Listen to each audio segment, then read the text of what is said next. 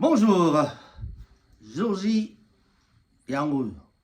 Mokozela Batonia Sobazela Zali le 20 avril 2024. Ferregola na Adidas Arena.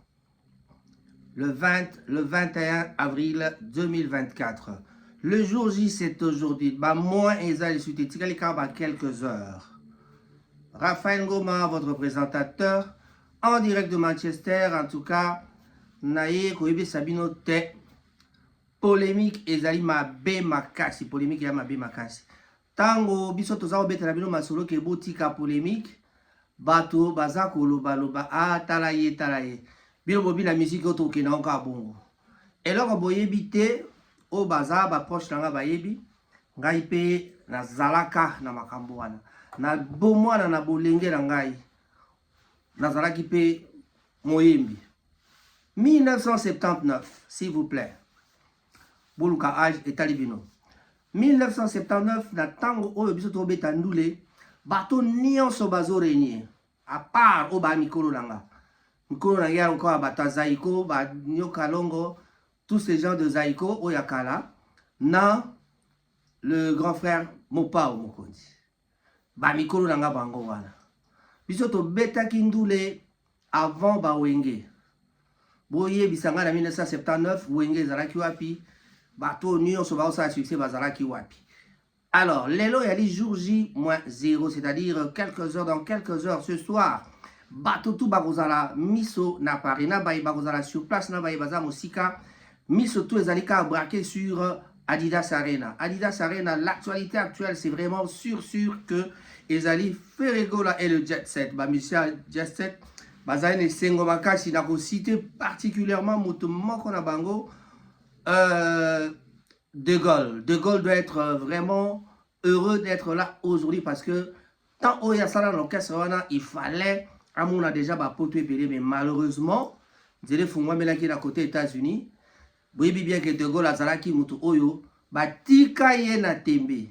Mais Monika ka babula ngozalaka il faut les sous persévérance et senga ka ko kanga mote makoyeba ko respecter mon candidat patron nayo. C'est ce que De Gaulle avait fait à Zonga Makula, à Ferregola, P.A.C. pardon, il est là. Voilà, je te salue en particulier De Gaulle parce que vraiment, oui, Baketo Landara déjà, Makambadje, cette banda kala. Et Ferregola, on le connaît depuis Wenge. Nazape Moko, ya grand frère, ya Baninga na ya Wenge.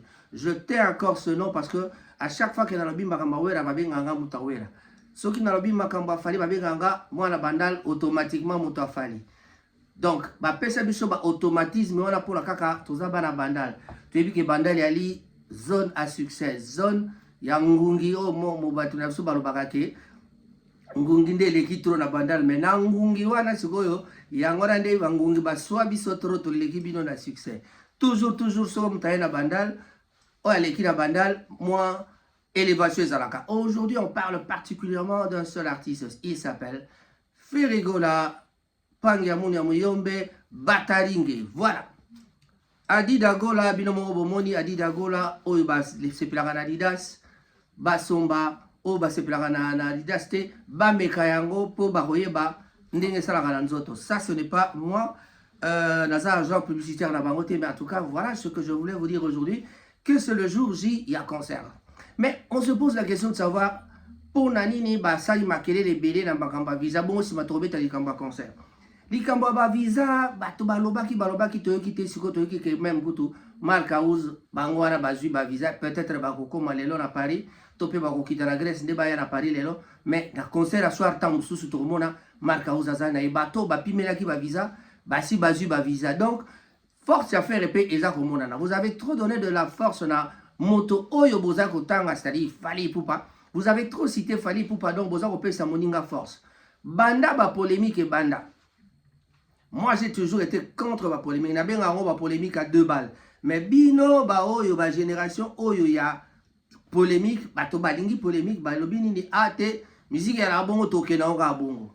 Tozo nga sima na histoire. Boyebi polémique ya ebanda wapi.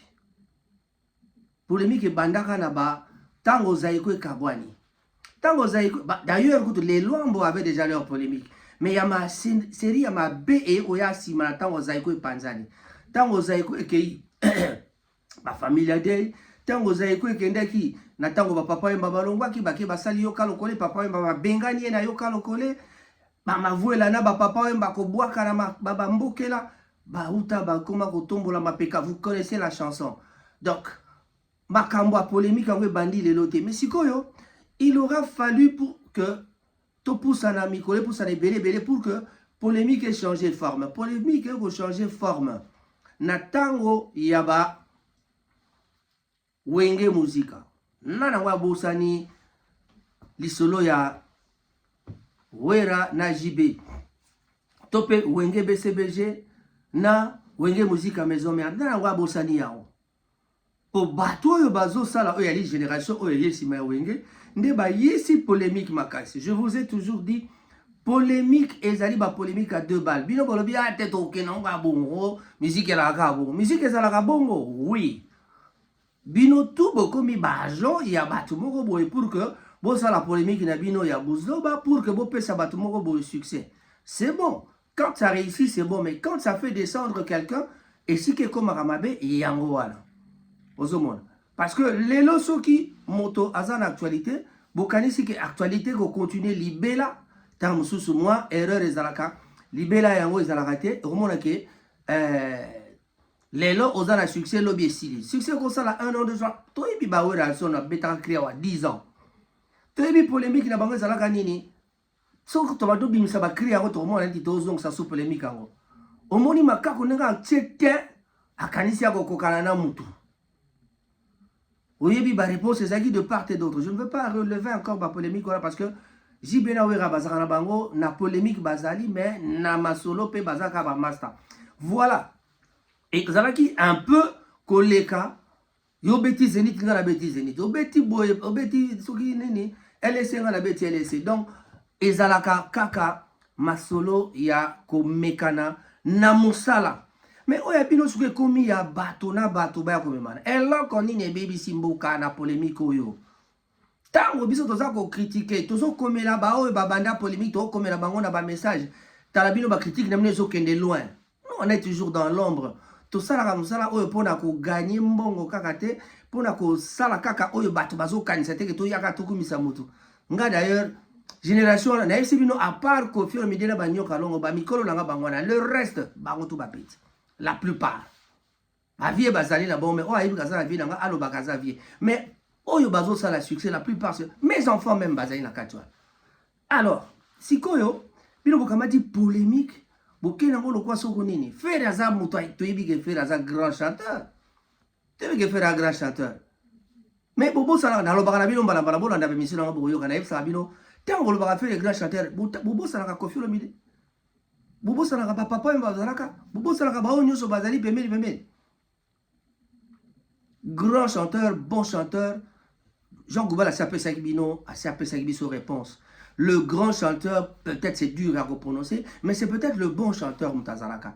Pas le grand chanteur, parce que le grand chanteur, Ezaka Moto Oyo Aebi Kolanda ba note pe abungarati. Donc grand chanteur peut-être Ewana po atikala na ba note libela.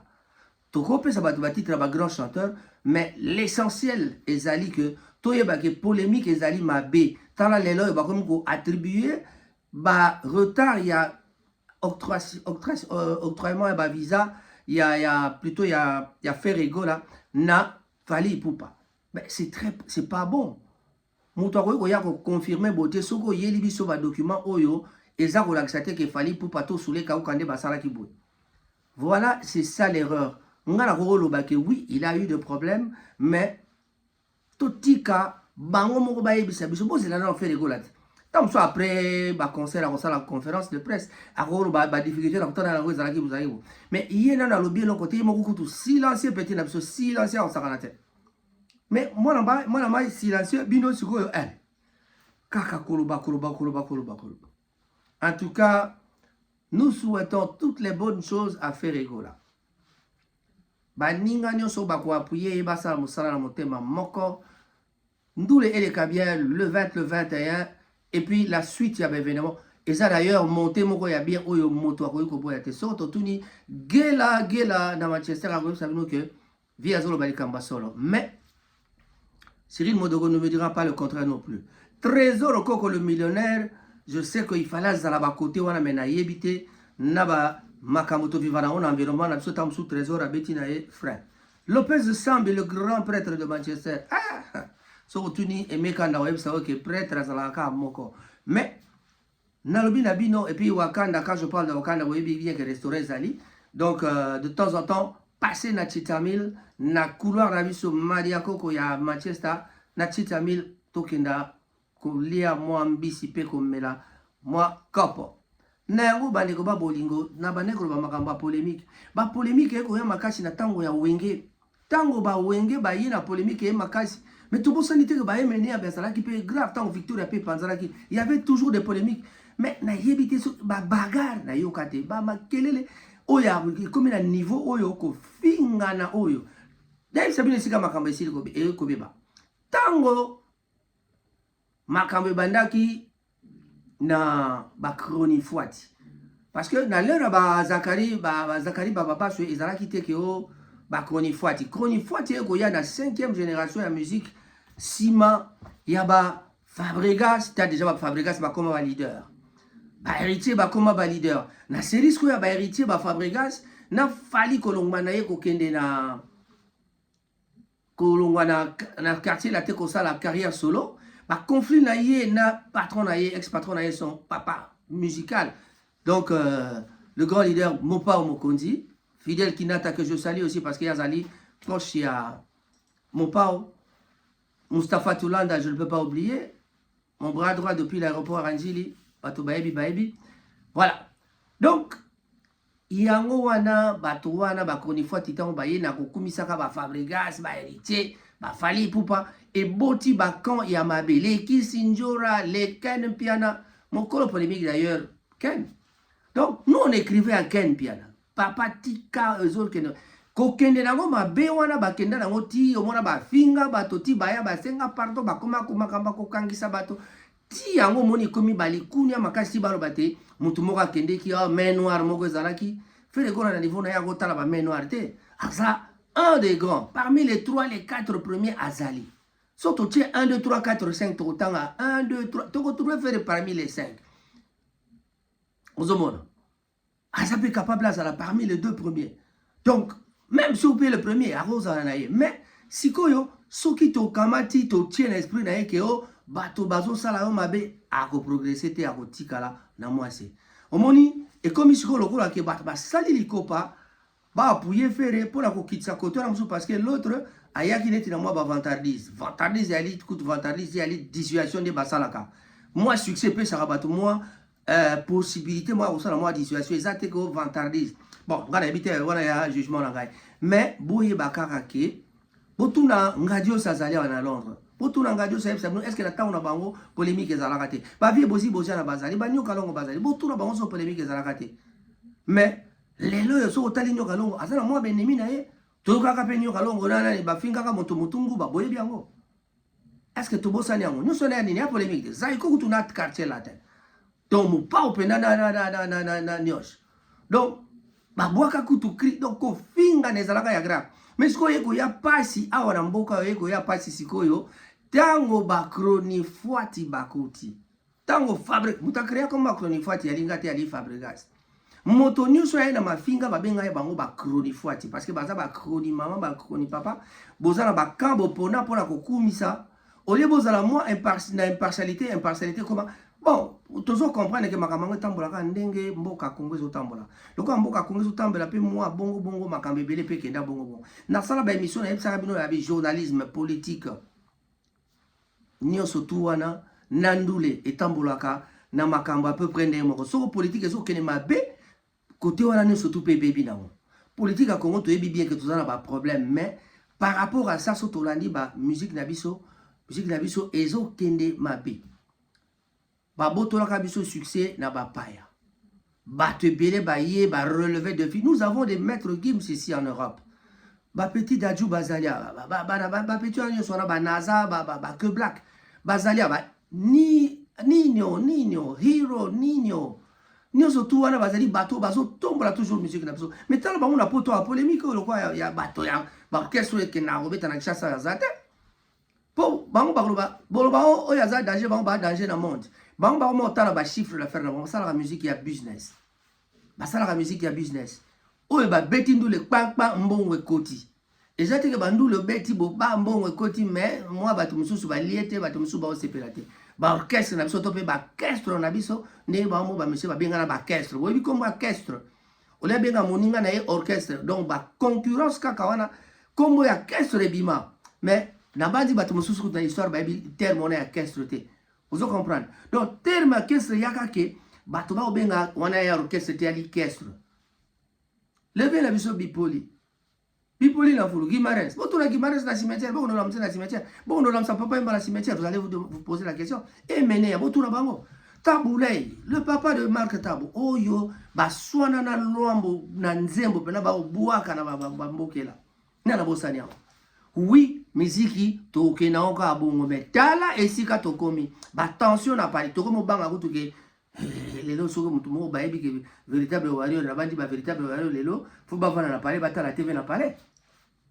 Na lobi yango pe na bandeli va warrior ba yeba na bena ba véritable warrior lelo pena na bandi ata château rouge ba kokoma te ba ozala na palais pour na nini ayebi ke tension eza penda makasi et que balance ezo kende mingi côté affaire et côté musu ezo kita donc côté affaire ezo mata côté musu ezo kita moi muke ba tout bazaya ko kita tu te rends compte na mopao na ba werason na ba tomoni ndani ba tout ba leader tout presque ba yeko secourir faire pourquoi bazobo sana kezo la chape que force pe ya fali yango parce que ceux qui battent belé ba yeko sala ko tia mutu moko poids et la question que oza danger bazo pe so pouvoir mais ezo la que côté wana o ba opime la pouvoir ba opime la force azana moi force nae qui ne sait pas que Nzemba Fali et kanga actualité et kanga donc partout.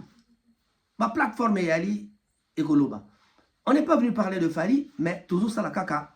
Moi, comparaison pour leur faire comprendre bino que tango toku misaka tozalaka na moi impartialité de façon à ce que match zala bien na côté noso. Faire gola oza danger, faire gola betandu le faire gola lakisa bango que les le pata kintweni beta donc toyo kango daiki na bike animateur mo abetelo na psa kintweni et mona na eyo kana lelo en tout cas bana Paris bana ya monde entier au bazali ndinga na Paris.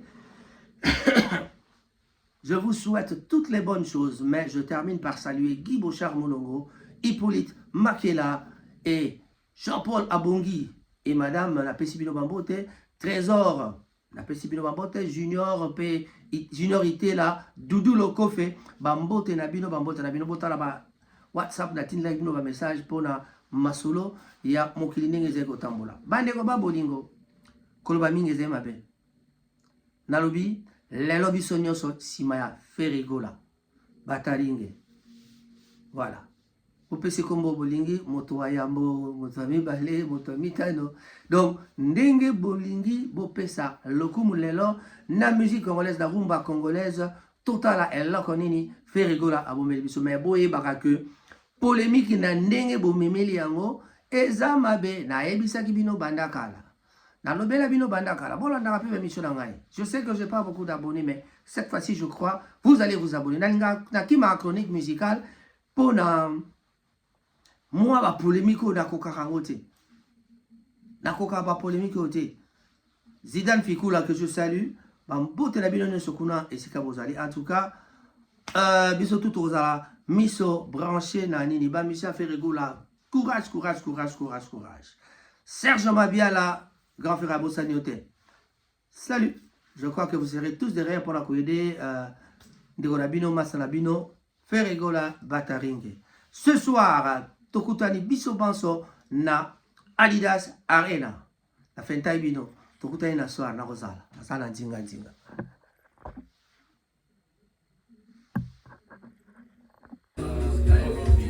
Rasta Barba Shop à Dresden. Venez vous faire coiffer chez Rasta Barba Shop.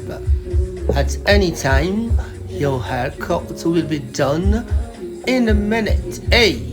Rasta Barber Shop. Utakata nyele wapi?